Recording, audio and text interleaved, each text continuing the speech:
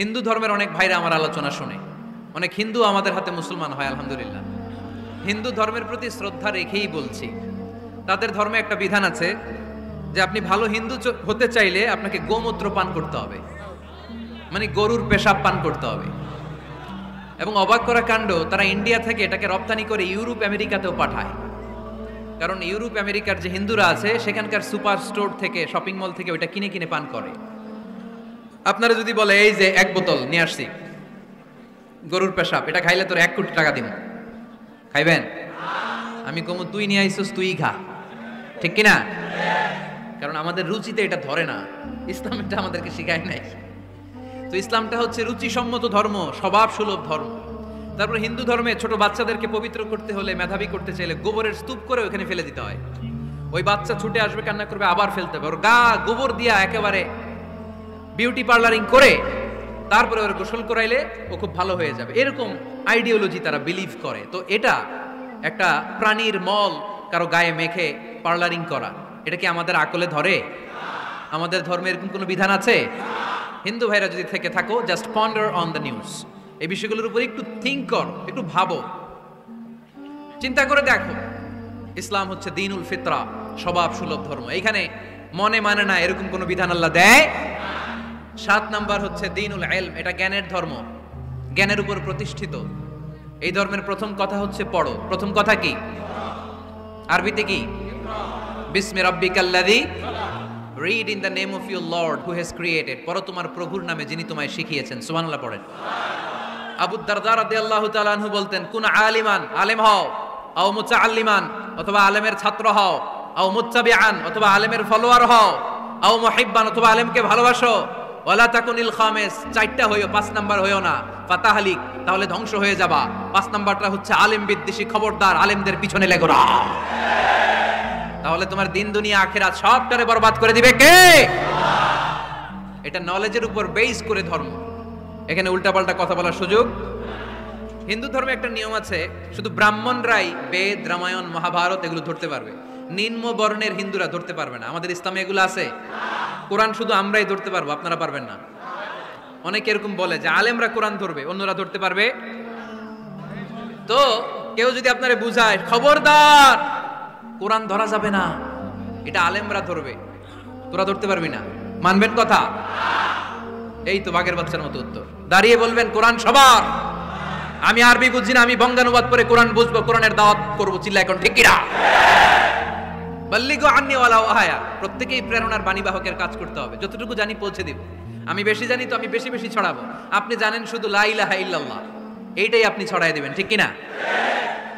কেউ যদি বলে কোরআন পড়া যাবে না, ধরা যাবে না, এটা বুঝা পড়া আলেমদের কাজ, শুনবেন না। ক্ল্যারিটি, গোজামিল নাই, কোনো গোজামিল নাই। আমি যদি কোরআনের আয়াত ভুল করি, আমরা ধরতে পারবেন না। আপনি কোরআনের আয়াত ভুল পড়ছেন, হুজুর ঠিক করে নেন, আমি ঠিক করে নেব, ঠিক কিনা? কোনো গোজামিল নাই। আল বুদুহ, জল জলে সূর্যের মতো আল্লাহ ইসলামকে রেখে দিয়েছে, আলহামদুলিল্লাহ পড়েন। এই ইসলামের বিজয়কে কেউ ঠেকায় রাখতে পারবে? ইসলামের বিজয়ের অংশীদার আমরা হতে চাই, এই ইসলামকে আমরা মানতে চাই। কতক্ষণ? বুঝলা গেছি। ইসলাম মানবো কতক্ষণ? ইসলাম মানবো কোনখানে? এটা কার ধর্ম? নাকি শুধু আমাদের? এটা হিন্দুদেরও ধর্ম, বৌদ্ধদেরও, খ্রিস্টানদেরও, আস্তিকদেরও, নাস্তিকদেরও। হিন্দুরা মানে না, তো আমরা কি করব? ইসলাম কি শুধু আমার বাপদাদার সম্পত্তি? যে কেউ ইসলামে ঢুকতে চাইলে আমাদের দরজা তার জন্য খোলা আছে না নাই? হিন্দু যদি বলে কালিমা পড়বো, দরজা খোলা না? খ্রিস্টান যদি বলে মুসলমান হবো, দরজা খোলা না? আস্তিক যদি বলে, নাস্তিক যদি বলে আস্তিক হতে চাই, তার জন্য সুযোগ আছে না নাই? কিন্তু আপনি চাইলে ইহুদি হতে পারবেন না, জানেন? চাইলে ইহুদি হওয়া যায় না।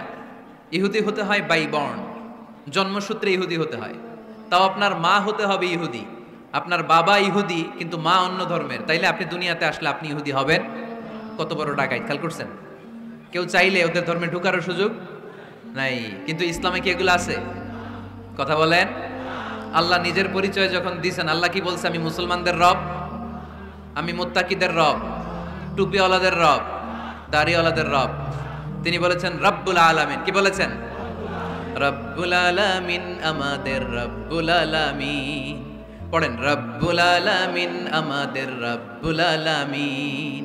কে দিয়েছে আকাশ নদী অবাক প্রকৃতি, কে দিয়েছে ঘুমন্ত রাত মিষ্টি প্রভাতী, কে গড়েছেন আকাশ মাটি অবাক প্রকৃতি, কে দিয়েছে ঘুমন্ত রাত মিষ্টি প্রভাতী, বিশ্ব নিখিলকার ইশারার ক্ষমতার অধীন, বিশ্ব নিখিলকার ইশারার ক্ষমতার অধীন, রব্বুল আলামিন আমাদের রব্বুল আলামিন। পড়েন, রব্বুল আলামিন আমাদের রব্বুল আলামিন। সুবহানাল্লাহ পড়েন।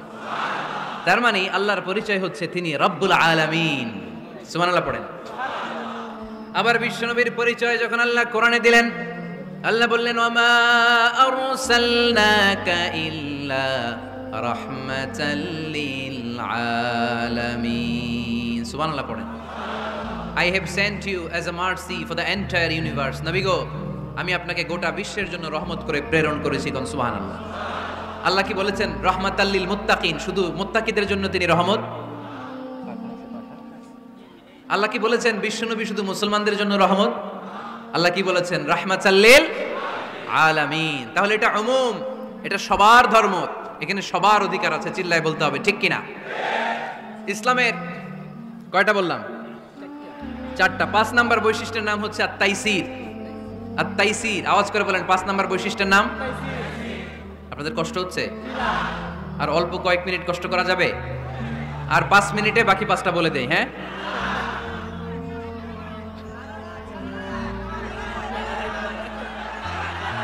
সারা রাত আপনারা থাকেন, আমার একটু জায়গা করে দিন এদিক দিয়ে। আমি এমপি সাহেবরে নিয়ে এদিক দিয়ে চলে যাব। তাহলে 5 নাম্বার বৈশিষ্ট্যের নাম হচ্ছে আত-তাইসির। চিল্লায় বলেন কি নাম? তাইসির মানে সহজ। তাইসির মানে ইসলাম কঠিন না সহজ? জোরে বলেন। ইউরিদুল্লাহু বিকুমুল ইউসরা ওয়ালা ইউরিদু বিকুমুল উসর। আল্লাহ তোমাদের জন্য সহজ চায়, কঠিন চায় না। ওমা জাআলা আলাইকুম ফিদ-দীনি মিন হারাজ। আমাদের দ্বীনে, ইসলাম ধর্মে কোনো কাঠিন্যতা নাই ভাই। আপনার পাশের ঘরের হিন্দু ভাইটার সাথে যখন কথা বলবেন, প্রথমেই বলবেন ইসলাম খুব কঠিন, নাকি? কি বলবেন? কি বলবেন? সহজ। কতটা সহজ দেখেন। দাঁড়িয়ে নামাজ পড়া কি ফরজ, দাঁড়াতে না পারলে বসে নামাজ পড়লে কবুল করবে কে? ওযু করে নামাজ পড়া কি ফরজ। পানি নাই, তায়াম্মুম করলে কবুল করবে কে? বিয়েতে মোহরানা দেওয়া কি ফরজ। এখন মোহরানা নাই। এক সাহাবী বললে ইয়া রাসূলুল্লাহ বিয়ে করব। বিশ্বনবী সাল্লাল্লাহু আলাইহি ওয়াসাল্লাম বললেন মোহরানা আছে? নাই। কি আছে? কই কিচ্ছু নাই। তো কিচ্ছু না থাকলে বিয়ে করবা কেমনে? কোরআন পারো? সাহাবী রাদিয়াল্লাহু আনহু বললেন পারি। এক মেয়েকে বললেন তুমি পারো? কয় না পারি না। বিশ্বনবী বললেন আসো বিয়ে পড়াই দিই। দুজনের বিয়ে পড়াই দিলেন। বিয়ে শেষে বললেন মা, তোমার স্বামীর পার্থিব জগতের কোনো সম্পদ নাই যেটা দিয়ে মোহরানা আদায় করবে। তুমি কোরআন পারো না, কিন্তু তোমার স্বামী সাহাবী কোরআন পারে। সে প্রতিদিন আর রাতে তোমাকে একটু একটু করে কোরআন শিখাইয়া দিবে। এটাই মা তোর বিয়ের মোহর। ইসলাম খুব কঠিন না? আমরা কঠিন বানাইছি মৌলবীরা, ঠিক কিনা? কেউ যদি ইসলামকে কঠিন ভাবে আপনার কাছে উপস্থাপন করে, বাগের বাচ্চার মতো দাঁড়িয়ে বলবেন লা ইউকাল্লিফুল্লাহু নাফসান ইল্লা উসআহা। আল্লাহ সাধ্যের বাইরে কারো উপর কোনো নিয়ম চাপায় দেয় না। জোরে কোন ঠিক কিনা? ইসলাম সহজ। এতদিন করে কঠিন বানায় রাখছে আপনাদের কাছে, কঠিন কঠিন করে প্রেজেন্ট করেছে ইসলামকে। কঠিন বানাইছে আর কিলাকিলি শিখাইছে। কিলাকিলির দিন শেষ। আর আমরা কিলাকিলি করতে চাই না, আমরা চাই ঐক্য। চিল্লায় বলো ঠিক কিনা? কিলাকিলির দিন শেষ, গোজামিলের দিন শেষ, ভুল বুঝানোর দিন শেষ। জনগণ সচেতন, জনগণরে ধোঁকা দেয়া চলবে। সহজ, ইসলাম সহজ। আল্লাহ রাসূল সাল্লাল্লাহু আলাইহি ওয়াসাল্লাম বললেন ইয়াসসিরু ওয়ালা তুআসসিরু। সহজ করো, কঠিন করো না।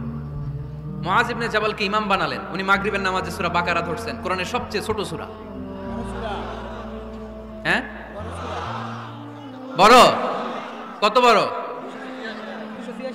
286 আয়াত, অনেক বড় সূরা। তার মাগরিবের নামাজে যদি এটা ধরে, পিছনে হচ্ছে কর্মচারী সাহাবী যারা খেজুর বাগানে কাজ করতেন। এক সাহাবী রাগে নামাজ রাইখা চলে গেছে।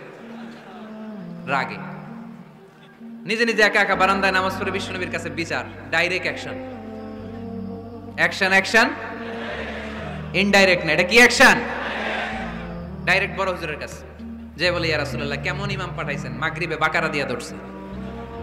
বিশ্বনবীর চেহারাটা আগুনের গোলার মতো লাল হয়ে গেল। ইমামকে ডেকে পাঠালেন। কারণ লোকজন তো কিছু করতে পারবে না, এটা তো বিশ্বনবীর অ্যাপয়েন্ট করা ইমাম।